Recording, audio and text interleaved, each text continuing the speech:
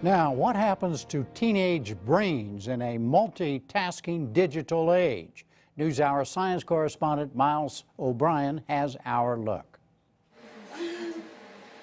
It's a school night, and the 16-year-old Jane twins, Rocky and Anika, have a heavy load of homework ahead of them. So where to begin? How 20th century of me to think that way. The correct answer is do everything all at once. Well, right now I'm working on my physics lab and my Hamlet essay. I'm also on Gmail doing chat and on Facebook chat. Actually, everything and then some. I'm doing my math homework. I'm editing an article for the newspaper, and then I'll worry about the other stuff later. So you've got the Facebook, you have some chats going? Yeah. And then you've got three kinds of homework that you're working on at the same time? Yeah.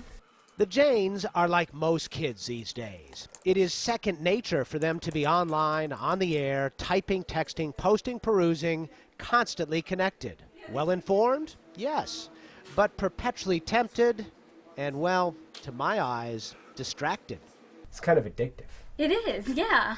Like, I know it's bad. I know I shouldn't be chatting with people because it's there, you know, to utilize your resources.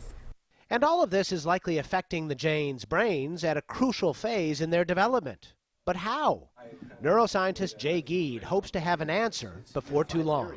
The internet and iPods and Facebook and all of these video games and these changes are so recent in terms of human history that it's going to be very interesting to see how the brain adapts to doing all these different things, and often many of them at the same time. The Janes are part of a 20-year study Dr. Geed is conducting at the National Institute of Mental Health to better understand how the adolescent brain develops.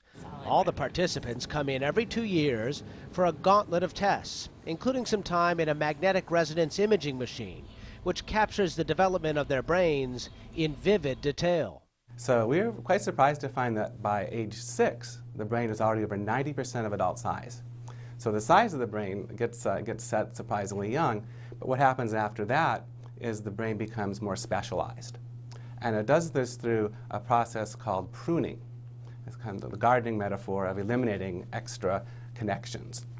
The prime time for pruning is adolescence. Connections that are used are strengthened, those that are not are disconnected.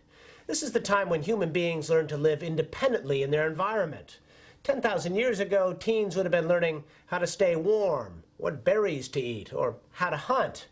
Today, they're learning how to drink from a technological fire hose. And in fact, in their adult jobs, they may be doing a lot of multitasking. But the other side of that coin is, will they become less good at focusing on one task, of being able to do one thing really well? This is something I think a lot about when I'm not distracted by my own multitasking. Why? Well, because of these tech-savvy characters with voracious appetites for the online smorgasbord. That's my 18-year-old son, Murrah. Oh, suck it. Yo, dude, I have 16 kills. Answering the call of duty with his pal, Dylan. Murrah wins! How you doing? On the other side of the apartment is 16-year-old Connery, who presides over a non-stop virtual salon. She and her coterie connect via text, instant messages, Facebook, and video chats. Are you doing homework, Connor? No. Not even close? No. What are you doing? I'm looking at funny pictures on Facebook. Watch what happens when I try to interview her. Here's a big question, though. You think that, of course, with our chat, it kind of helps, but, like, for example, like, what were you just doing? Just checking my texts. What were you checking? I was just checking my texts and the time. You couldn't even do the interview without doing a quick check, right? Sorry, that's just a reflex. That's an addiction. What have we wrought? Well, try this term on for size. Digital natives. Digital natives are essentially young people who grow up with the technology 24/7. Their brains are wired to use it well, use it effectively. Gary Small is a psychiatry professor at UCLA and co-author of iBrain, Surviving the Technological Alteration of the Modern Mind. He says we're creating a generation of technology addicts, for real. You see, every time we do something new and fun, our brain rewards us with a jolt of a chemical called dopamine. It's the drug our body secretes when we do something pleasurable and or addictive. What the technology really does, it accelerates anything that is human, anything that we like. We can get addicted to being connected with other people through texting, through social networking, all kinds of programs that are very seductive to our brains. It is seductive no matter what the age, but is it efficient? Can we really multitask? Well, yes, with a caveat. We can do it, but at tremendous cost. You can't do two tasks as well as you can do each one separately. Neuroscientist Marcel Just is doing some groundbreaking research on the human brain at Carnegie Mellon University. So we pay a big penalty for doing two things at once. That's right. There's only so much brain capability at any one time, throughput.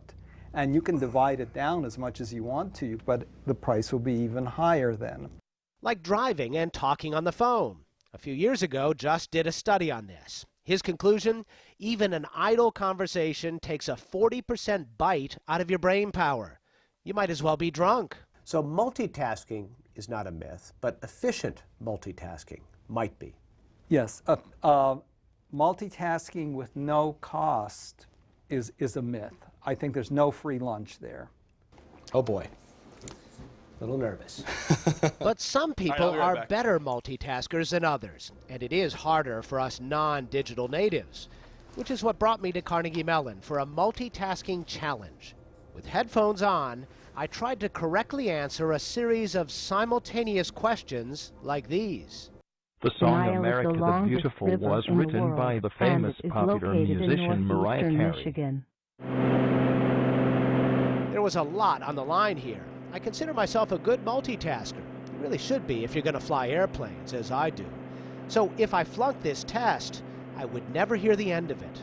But only 40% of the students in the initial study passed. So 100% on left and right, and 93% on dual. 93 on dual. So you got it. Phew. I'm ready. Enough to save multitasking face and get me into the functional MRI, which images blood flow in the brain to show which areas are in use.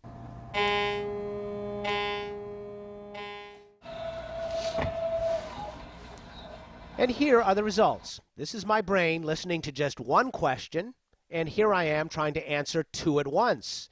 It ties up a lot more gray matter, and that matters a lot. Thinking is a network function. Now, if you ask your brain to do two thinking tasks simultaneously, the two networks have to work at the same time. They have to communicate over the same channels.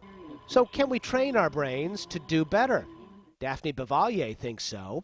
She is a professor in the Brain and Cognitive Sciences Department at the University of Rochester. She's done a lot of research on video game players. And parents, the news is a little bit counterintuitive.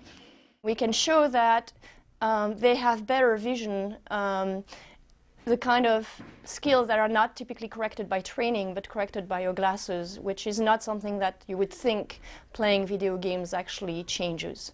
And it's not only the case for vision, but it's also the case for attention, for different aspects of cognition like multitasking, visual short-term memory. And Bavalier says the games that are most beneficial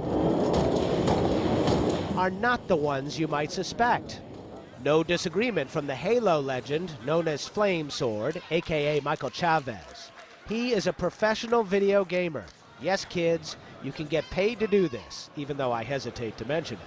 I think faster. I have more outcomes in my head. I'm always thinking because, I mean, in the game, you're trying to accomplish certain tasks, and there's many different ways to accomplish these tasks. And if I could do it in the game, I feel like I do it in person too, and I'm just always thinking of different ideas.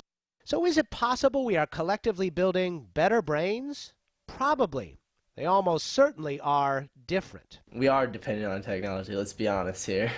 Yeah. And yeah, so it's definitely going to wire my brain differently than how your brain was wired growing up. What is your generation going to be like as adults? Should we be worried about you running the world? I mean... Don't be worried. We got this. Yeah. I suppose cavemen parents worried about their kids playing with that newfangled fire.